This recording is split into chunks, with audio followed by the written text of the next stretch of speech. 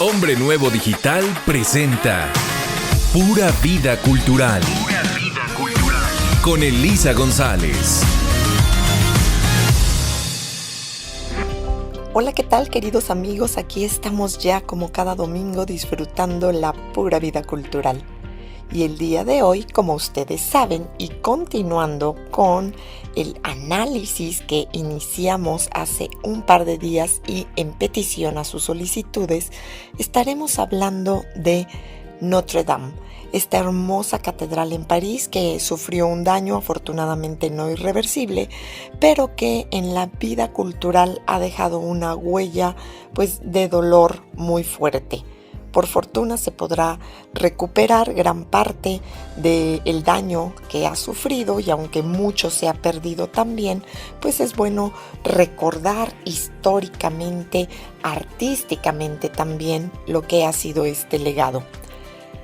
Y estábamos hablando de diversas facetas, de diversos contenidos, y les dije que iniciaríamos con lo que era el coro.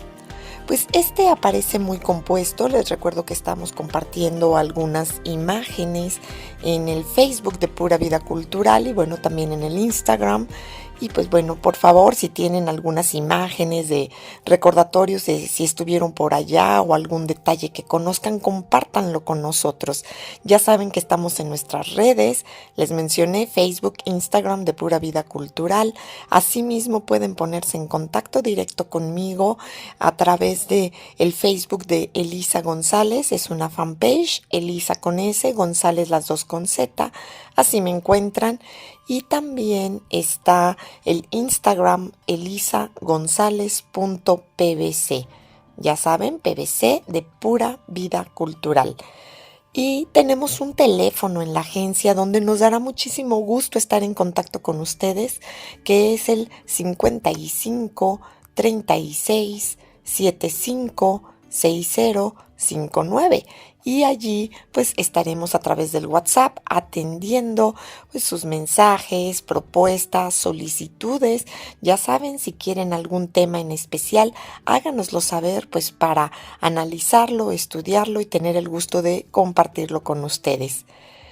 Regresando entonces a lo que es la Catedral de Notre Dame, y la parte de el coro en el fondo, este aparece muy compuesto. Robert de Cotte concibió en cierto modo un santuario barroco en el corazón del edificio gótico. Viollet-le-Duc atentó, no atentó, sino que estuvo verdaderamente dispuesto a enfrentar algunas ideas de la época en el sentido de irse un poquito más adelante. ¿Por qué? Porque él decía que aunque era gótico, o él pensaba que aunque era gótico, la realidad es que podía hacerse mucho más recargado, de tal manera que fue como una especie de adelanto barroco en medio de este edificio gótico, como les mencioné. Y entonces sí, estando muy atento a recobrar la coherencia inicial, conservó la sillería que está con un enlosado de mármol de diferentes colores. Recordemos que la sillería no se refiere al conjunto de sillas, sino a un material con el que se han cubierto los muros. Y con esto se restablecieron los capiteles a través de estos arcos de medio punto o arcos de media naranja. Para nuestros amigos que nos escuchan por primera vez o que no tienen conocimientos precisos de lo que es esta descripción, un arco de medio punto se refiere a un arco de medio círculo. Asimismo, todo esto se vio restablecido junto con los arcos de ojivas, que son estos arcos que parecen como redonditos pero que terminan apuntalados en el centro, muy al estilo del siglo XIII, y las esculturas del fondo, cuyos autores son los hermanos Cousteau y Antoine Cosebot, son los que atraen la mirada, los que constituyen propiamente lo que se conoce como el voto de Luis XIII. Es a la derecha quien ofrece a María su corona, y su centro simétricamente. A la izquierda, Luis XIV, que ejecutó, aunque tarde, la voluntad de su padre, pues está presente. De tal manera que, imagínense, les vamos a compartir esta imagen, pues los dos reyes están revestidos con el manto real y rodean a la piedad, que es esta Virgen de la Misericordia, que recibe sobre sus rodillas a su hijo, aquel que dijo a Pilato al ser juzgado por él: sí, yo soy rey, pero mi reino no es de este mundo. Sí, entonces imagínense nada más la impresión de ver a dos reyes arrodillados pues en este conjunto escultórico ante la imagen de la misericordia. Sin embargo, pues poco preocupado de coherencia teológica, el restaurador del siglo XIX no reemplazó la cruz y la gloria con el flujo de los rayos dorados, los cuales daban todo su significado al cuerpo crucificado, quien había sufrido para entrar a la gloria, de tal manera que desde el siglo XIX estos rayos que salían de la cruz desaparecieron. Y fue en 1993 cuando el clero solicitó a Marc Couturier que realizase la gran cruz, gloriosa, la cual recuerda pues a los visitantes, o recordó a los visitantes durante mucho tiempo que esta fue su instrumento de salvación. Cada uno de los 6 ángeles de bronce que han rodeado este espacio escultórico lleva uno de los objetos empleados en la pasión de Cristo, y se iniciaba todo este recorrido por el sur. El ángel o el primero tenía la corona de espinas, el segundo los clavos de la crucifixión, el tercero la esponja que empapada en vinagre ofrecieron a Jesús. El cuarto, la inscripción que remataba la cruz: Jesús Nazareno, Rey de los judíos. El quinto, la caña con que lo golpearon, y el sexto, la lanza con que traspasaron su costado. Increíblemente, prácticamente este espacio escultórico ha quedado intacto en muchos sentidos. Por supuesto que habrá que limpiarlo por los residuos de humo y de fuego, pero por fortuna prácticamente se ha salvado. Más allá, y esto quiero aclararlo, pues para no entrar en un dilema, si bien las personas que tenemos una orientación católica pues creemos en los milagros, sabemos precisamente que es increíble cómo el fuego pareciera haber respetado algunas de las zonas de la Catedral de Notre Dame. Por supuesto que se nos ha dicho en gran medida que muchos de los espacios escultóricos estaban abovedados con espacios, valga la redundancia, antifuego, motivo por el cual se han salvado. Sin embargo, otros, como el altar central donde cayó la aguja principal de la catedral, lo cual es una pérdida irreparable, que aunque se reconstruya, pues evidentemente no conserva la misma historia ni será testigo o no sería testigo hasta ahora de todo lo que ha sido no solo la construcción, sino la presencia de Notre Dame, pero me queda claro que se empezarán a construir nuevas historias, y eso es lo bello de la humanidad, el poder reconstruirnos.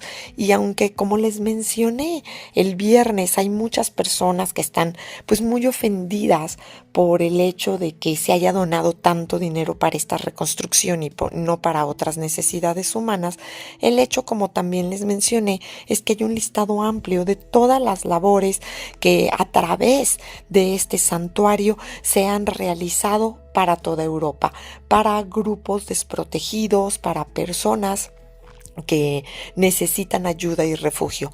Pero más allá de esto, que no es la intención de nuestro programa, sino verdaderamente reconocer la vida cultural y el legado artístico, pues cabe aclarar que esta cruz gloriosa pues tiene una imagen muy importante, no solo para las personas que visitaron o han visitado la catedral y en su reconstrucción posteriormente seguirán visitándola, sino que realmente cuando uno levanta la vista o ha levantado la vista, cuando tuve la oportunidad de estar allí, retrocedemos 5 siglos y medio, ya que la construcción de la actual catedral empezó por el coro y duró unos 20 años a partir de 1163, bajo el reinado de Luis VII. Y entonces empezaron los enfrentamientos entre los reinos de Francia y de Inglaterra y algunos desacuerdos con el papado. Estaría pues cerca de terminarse cuando Felipe Augusto inauguró su reino de 43 años y entonces en ese tiempo aparecieron en el reino funcionarios reales, magistrados y senecales o senescales. Y bueno, pues durante mucho tiempo era sabido que en el coro de lunes a viernes a las 17:45 se celebraba el oficio de la catedral y la escuela de música sacra cantaba con los capellanes y animaba la misa de las 18:15, prolongando con ello la tradición del oficio coral realizado durante largo tiempo por el Cabildo de Canónigos desde los jueves de 7 a 8 de la noche, el Santísimo Sacramento que se exponía a la adoración y la oración de los fieles, y entonces la catedral se devolvía a un absoluto silencio. Sí, entonces esta era la forma en que se trabajaba y en que el visitante, y bueno, no solo las personas que allí se encontraban visitando, sino también los feligreses constantes podían disfrutar de este espacio. ¿Sí? Y entonces algo pues trascendente es el crucero, admirar pues otra vez, como dijimos ya el viernes, el rosetón y caminar por la llamada calle del claustro que antiguamente constituía un claustro cerrado al que daban varias puertas. Y precisamente aquí pues algunas de las esculturas de las puertas norte y sur son de los años 1250 a 1270, esto es contemporáneas a los rosetones que las coronan. Y tenemos pues una visita alrededor de las imágenes y en medio de la puerta está la famosísima Virgen, cuyo niño fue destruido y fue una estatua auténtica o es una estatua auténtica del siglo XIII conservada en su emplazamiento original. Si se la compara con la estatua de la Virgen del siglo XIV que se venera en el interior de la catedral, que pues realmente la encontramos mucho más regia y majestuosa. Y sobre ella hay 4 escenas de la infancia de Jesús: la natividad, la presentación en el templo, la matanza de los inocentes y la huida a Egipto. La leyenda, pues relatada en los 2 niveles superiores, nos enseña el poder de la intercesión maternal de María. Sí, y pues si les parece bien, amigos, vamos a ir a una pausa y pues regresando continuaremos hablando de lo que es esta ruta o recorrido tanto religioso como arquitectónico, escultórico y cultural de la Catedral de Notre Dame de París. Y aquí seguimos, queridos amigos, pues haciendo esta visita o recorrido a través de lo que ha sido y es todavía y seguirá siendo la Catedral de Notre Dame de París.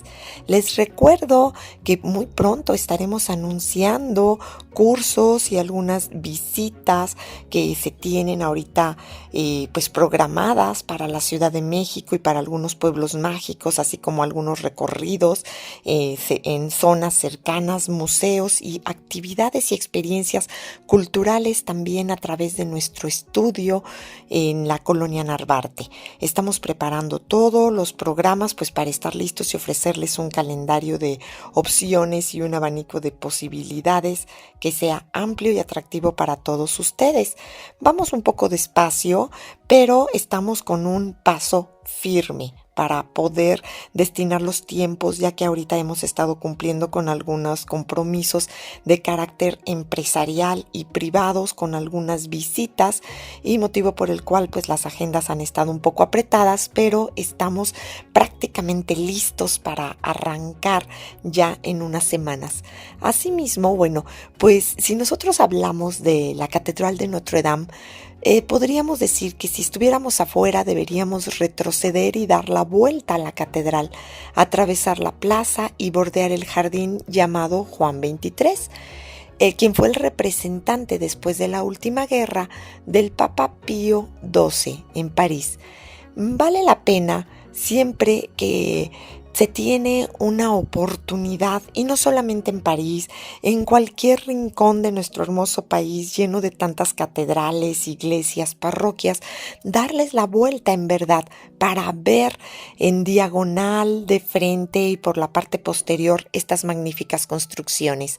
En el caso específico de Notre Dame, en verdad parece una postal bellísima, y admirar la gracia y la ligereza del ábside y contrastarlo con la potencia maciza de afirmación que tiene su fachada, pues evidentemente nos habla de la importancia arquitectónica.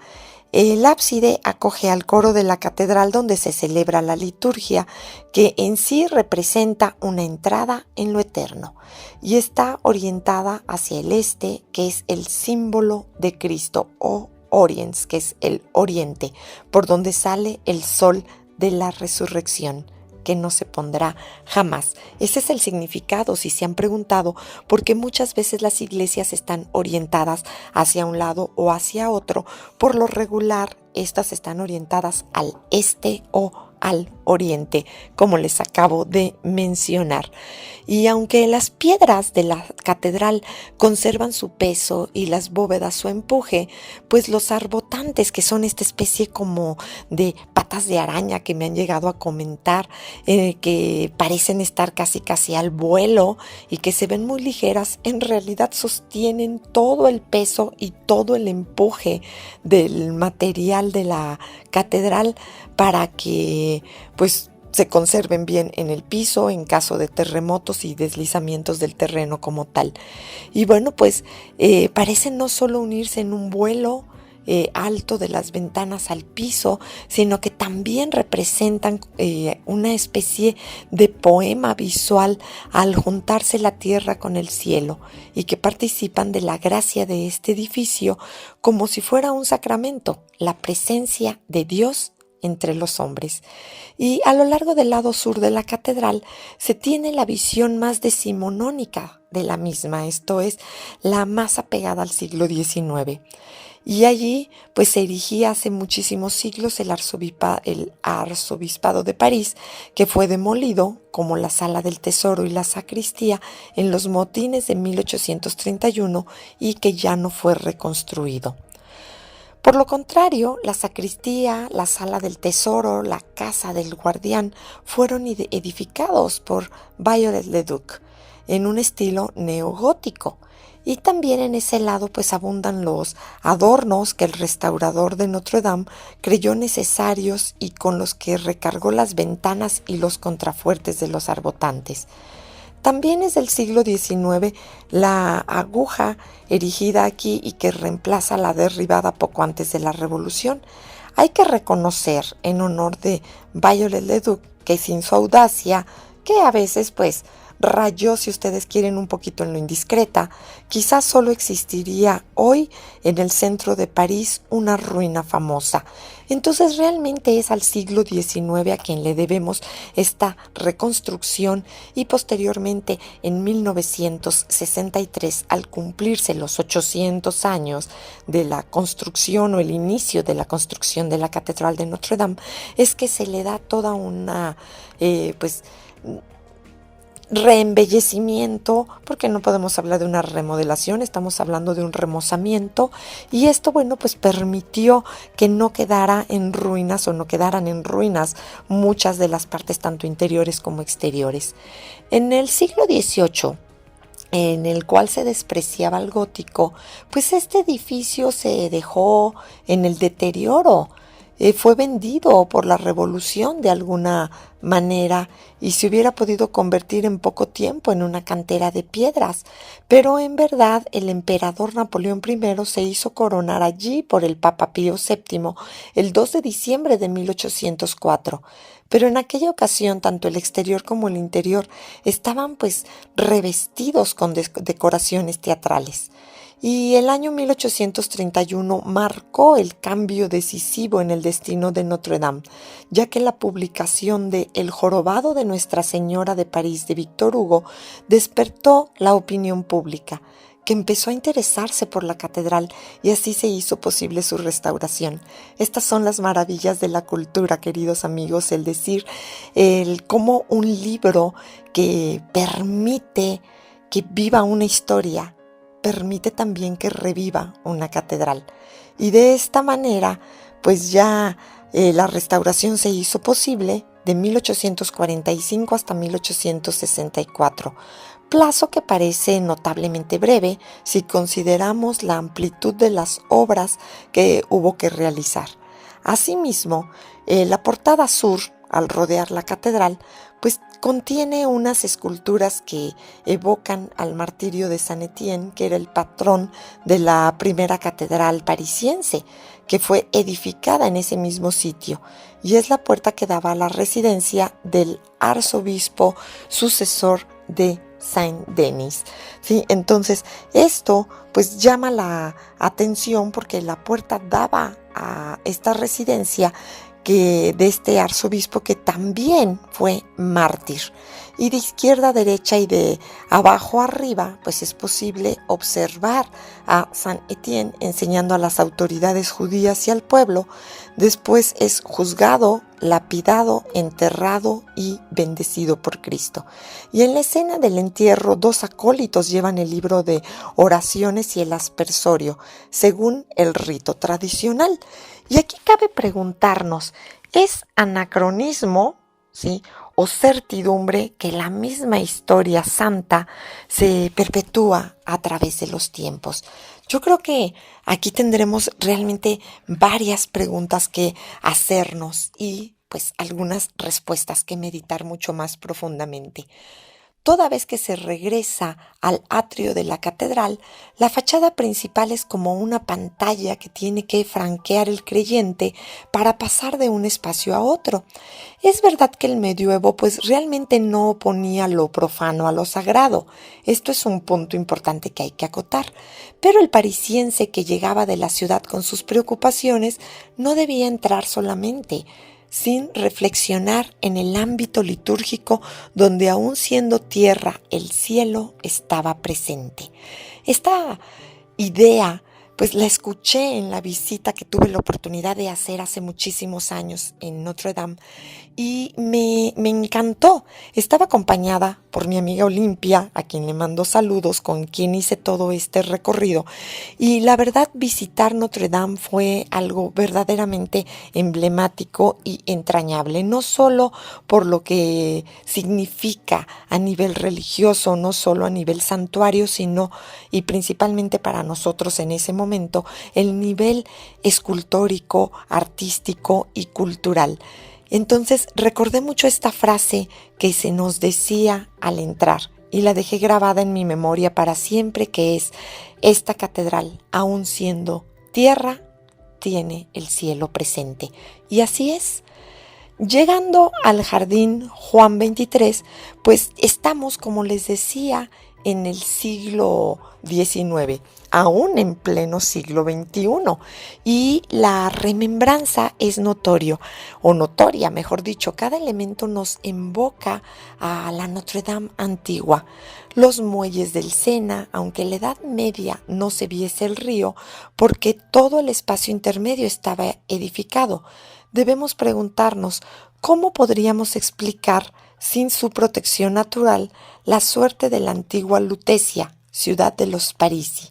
Al otro lado del río, el barrio latino nos recuerda que la Universidad Parisiense nació de la iniciativa de la Iglesia y solo para encontrar más espacio disponible se separó de la catedral. La prefectura, al fondo de la plaza, atestigua que en otro tiempo la catedral estaba muy cerca del poder civil, ya que el palacio, residencia del rey, estaba situado donde ahora está, detrás de la prefectura, el Palacio de Justicia. Y aunque Notre Dame no era la catedral de las coronaciones, Luis XIII solía llamarla nuestra parroquia.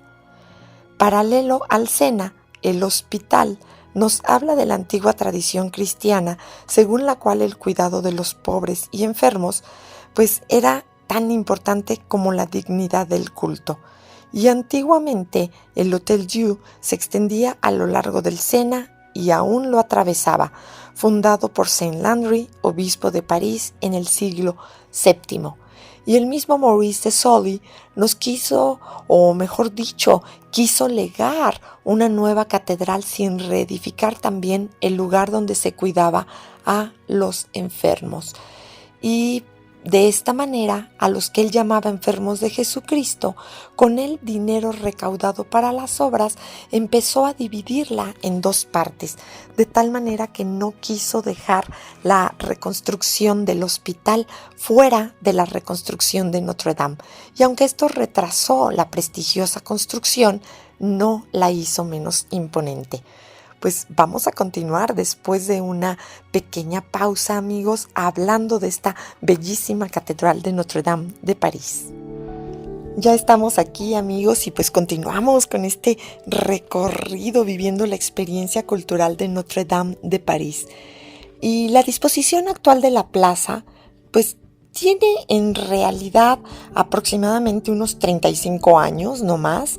Es cómoda para los visitantes en las tardes y aún en las noches cuando el clima así lo permite.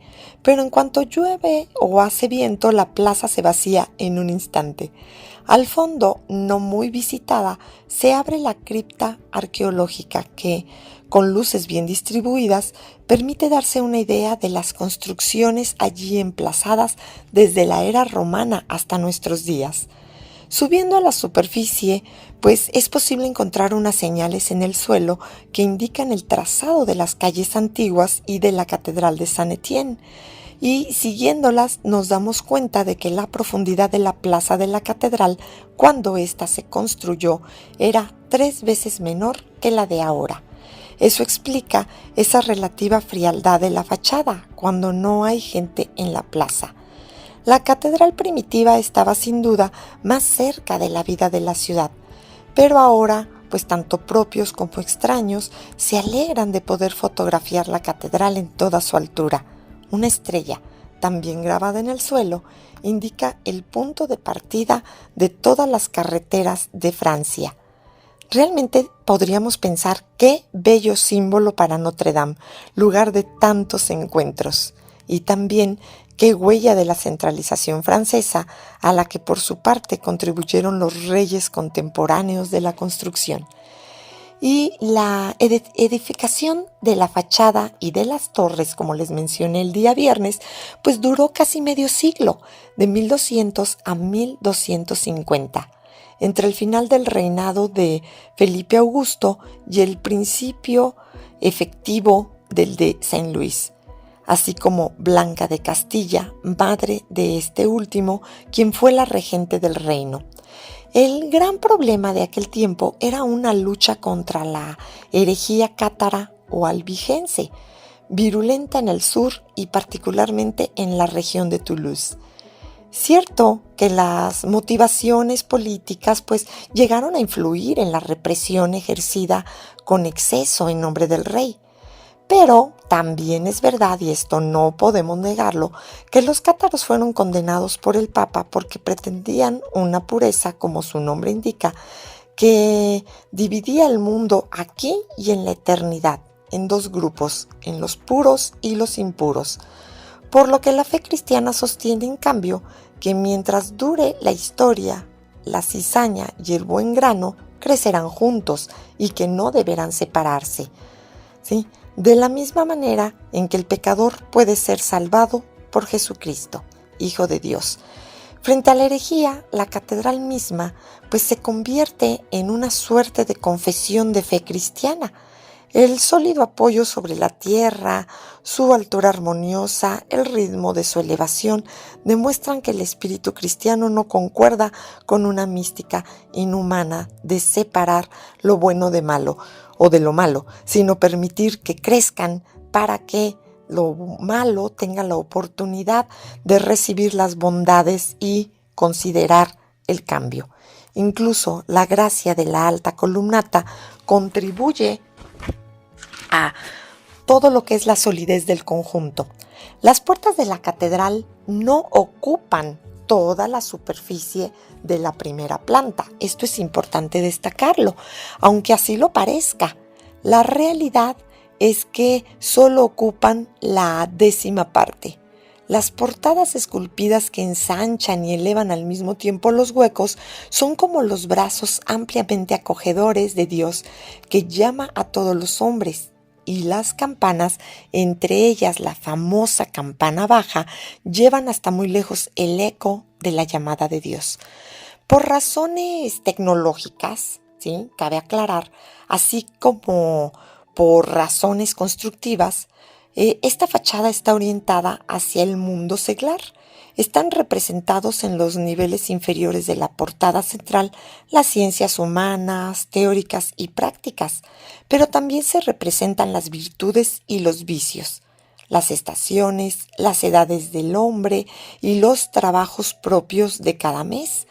Verticalmente, en ambos lados de las hojas de la portada izquierda, algunos de estos elementos figuran también en el rosetón del oeste. Y bueno, pues en este mundo de los hombres o en este mundo de los seres humanos, para no caer en una cuestión de género, pues Dios escribe una historia de salvación y de revelación que empieza con el pueblo de Israel, profusamente representado en esta fachada.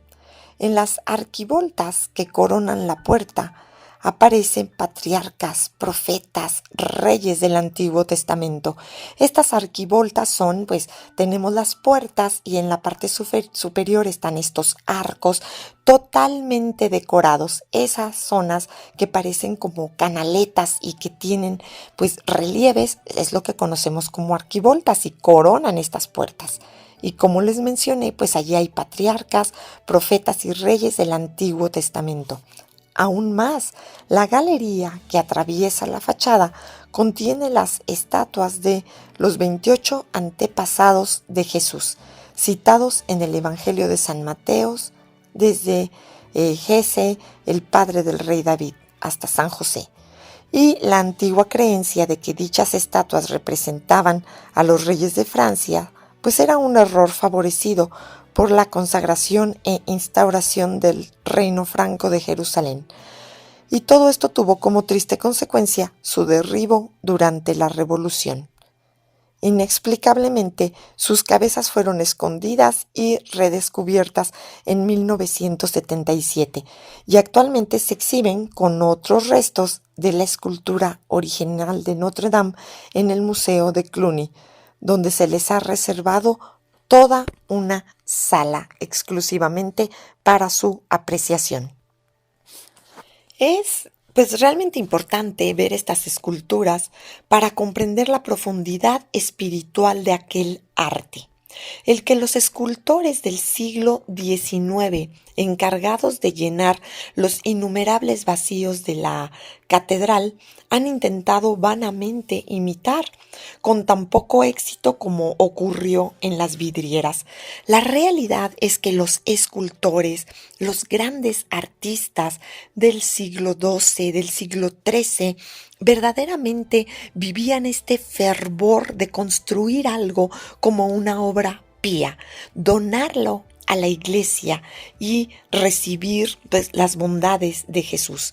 Por supuesto que parte del trabajo pues era encargado por algunos patrocinadores, y encima de las portadas de la derecha y de la izquierda vemos a Adán y a Eva, mientras que en María, o María mejor dicho, en medio de dos ángeles, domina la portada central.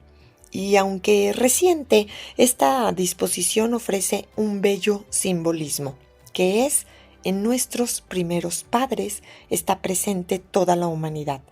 La historia, iniciada por el pueblo de Israel, culmina en Cristo, Hijo de María.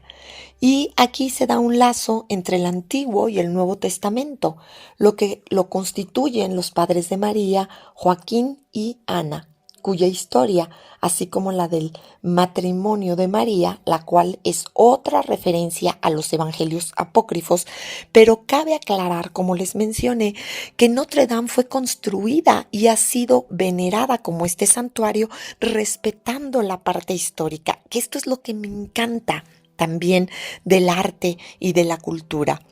Más allá de decir esto es profano, esto no cumple con la sacralidad de nuestros días, se respeta el proceso histórico que la Iglesia pasó. Así como sabemos que hay capítulos oscuros también y por los cuales la Iglesia misma pidió perdón por lo que denominó los pecados de la Iglesia, lo cual pues nos habla de humildad y del reconocimiento de los errores que como toda entidad compuesta por humanos se han cometido. Asimismo, a través de estos evangelios apócrifos se narraban pues en la portada de la derecha la vida de los diferentes personajes. Tenemos una Virgen Majestad que presenta al mundo y concretamente al creyente que entra a la catedral a su hijo en el acto de bendecirle. ¿Cómo la llamamos en sus letanías? La Virgen es trono de sabiduría, en quien el Verbo, la palabra y la sabiduría de Dios se hizo carne. Pues créanme amigos que estoy recordando y estoy tomando aquí algunos de mis apuntes porque pues yo llevaba una libreta en aquellos años, no teníamos estos teléfonos para poder grabar todas las visitas y tener todas las fotografías, entonces me la pasaba tomando los apuntes y ahora en verdad estoy disfrutando con un deleite supremo recordarlo, volverlo a leer y bueno, rememorar las palabras y utilizar mis propias palabras para poder compartir con ustedes esta experiencia cultural. Asimismo, pues esta imagen de María está flanqueada por 2 ángeles y 2 personajes quienes, según la interpretación común, sin duda alguna inexacta, representaron a Luis VII y a Maurice de Sully, rey y obispo que presenciaron el principio no solo religioso, sino también constructivo de esta hermosa catedral. Asimismo, pues tenemos diversas descripciones que tienen que ver con el pórtico del juicio, el pórtico de Santa Ana y el pórtico de la Virgen. Pero si les parece bien, iremos a una pausa y continuaremos después de un corte.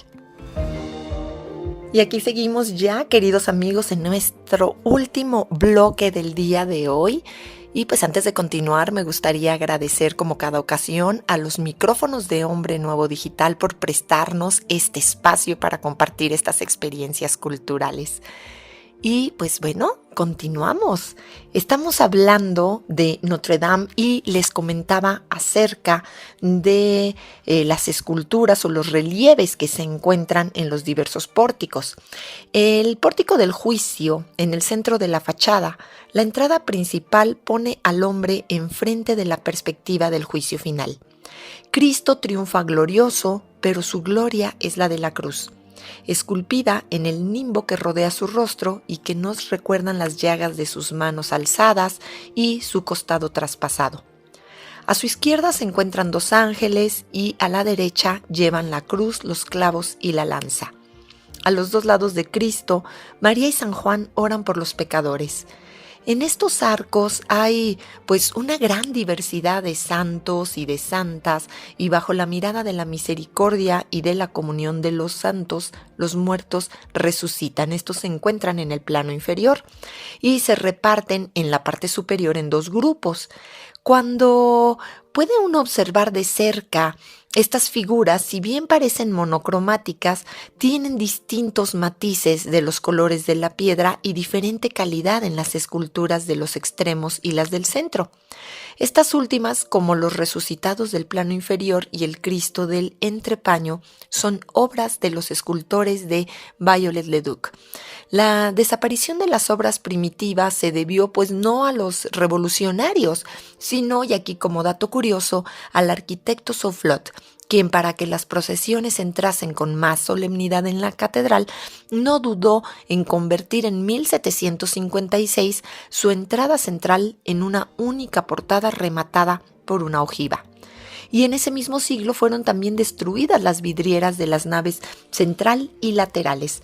Se comprende la lucha de Chateaubriand para despertar el gusto por las cosas de la Edad Media y que consiguió en parte en 1814 con su genialidad del cristianismo.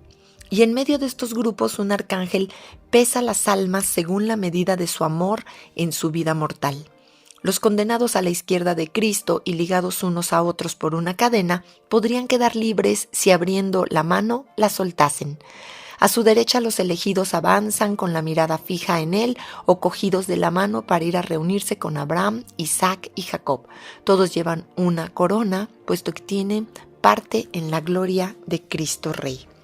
Asimismo, en el pórtico de Santa Ana, que es la portada derecha, y estamos hablando de las entradas o de la entrada principal, se incluye también horizontalmente pues algunas escenas del Evangelio de la infancia de Jesús, desde la Anunciación a María hasta la visita de los Reyes Magos.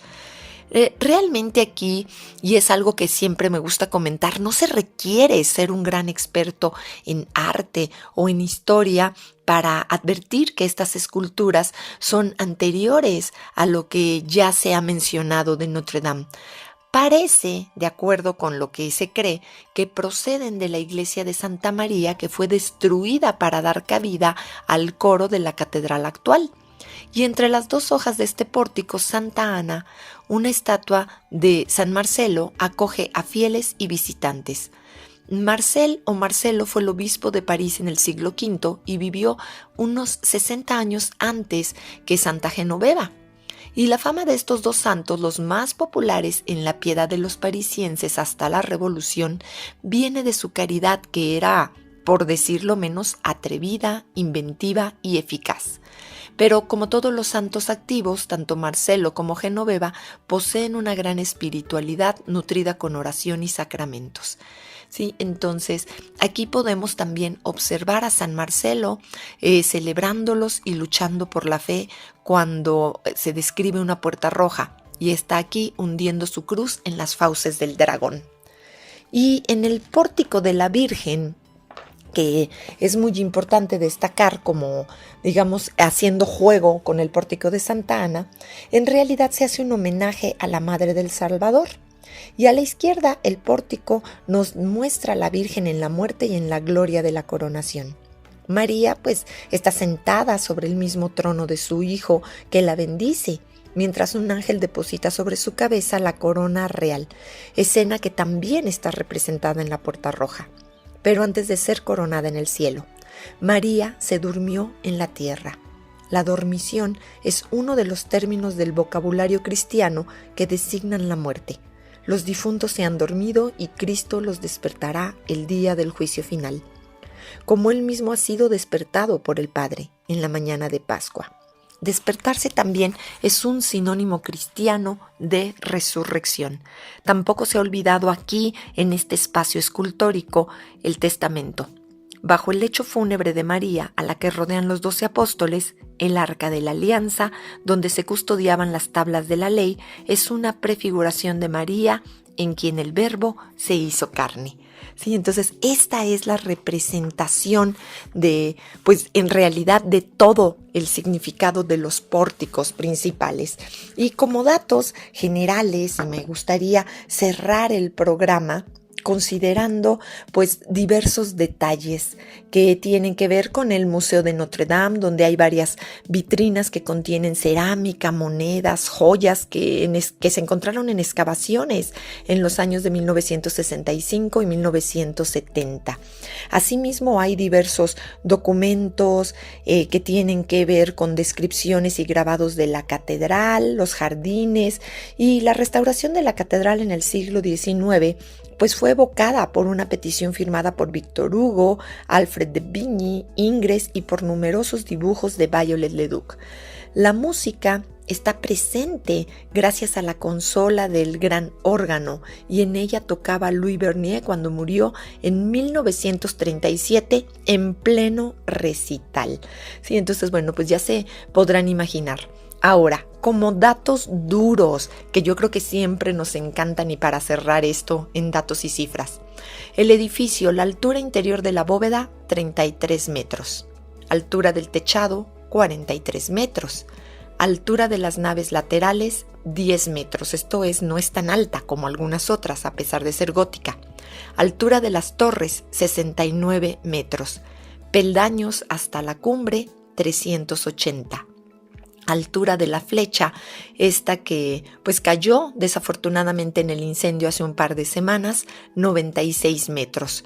Longitud de la nave, 60 metros, longitud del crucero, 14 metros, el coro, 36 metros y el largo total o la longitud total del edificio es de 128 metros por una anchura total de 40. ¿Sí?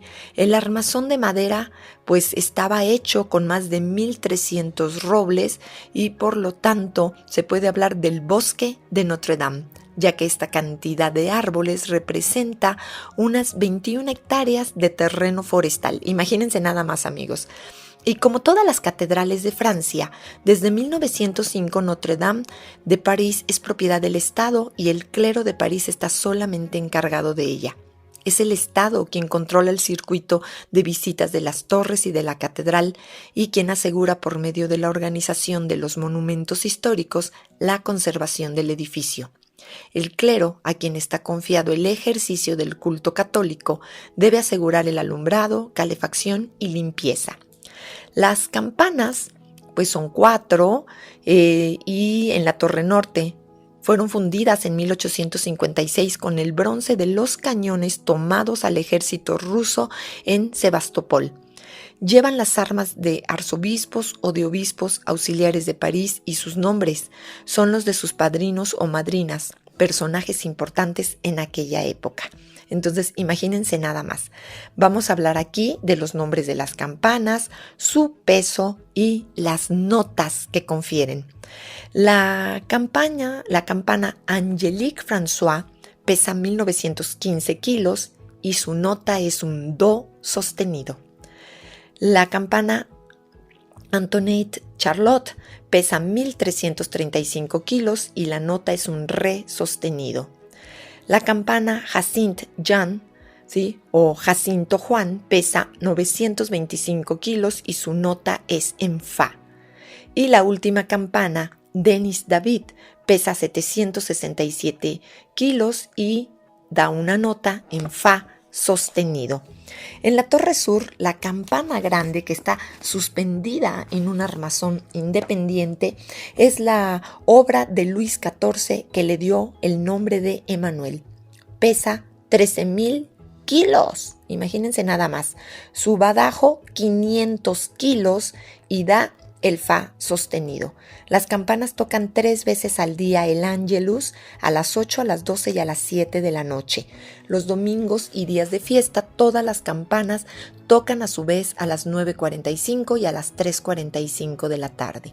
¿Sí? Y entonces la campana grande solamente toca en solemnidades de Navidad, Domingo de Ramos, Pascua, Ascensión, Pentecostés, Asunción, Todos los Santos y para ceremonias excepcionales. Y me gustaría cerrar con los órganos. ¿Sí? Se perdieron desafortunadamente. Constaban de 5 teclados de 56 notas, pedales de 32 notas, 113 registros y 7,800 tubos. Casi nada queda probablemente del órgano que desde el siglo XIV acompañaba la oración de los fieles, y lo poco que quedaba se ha destruido. La total restauración se empezó en 1989, se terminó en 1992, lo cual les confirió mayor cantidad de registros, y pues el órgano del coro fue instalado por Märklin en 1860, reconstruido por Bousseau en 1968 y completado por su hijo Jean Loeb en 1992. Esto fue muy interesante. Hasta 1995, o mejor dicho, en 1995, se decidió resucitar la costumbre del servicio trimestral como en el siglo XVIII y pues bueno, mediante concurso los organistas pues estaban allí como titulares o como suplentes. Desafortunadamente, amigos, esto sí está perdido. Pero aquí estamos terminando el día de hoy. Ha sido un paseo rápido, hemos compartido algunos videos, algún video, y vamos a compartir algunas otras imágenes por medio de Facebook en Pura Vida Cultural. Allí pueden verlo y pues escríbanos.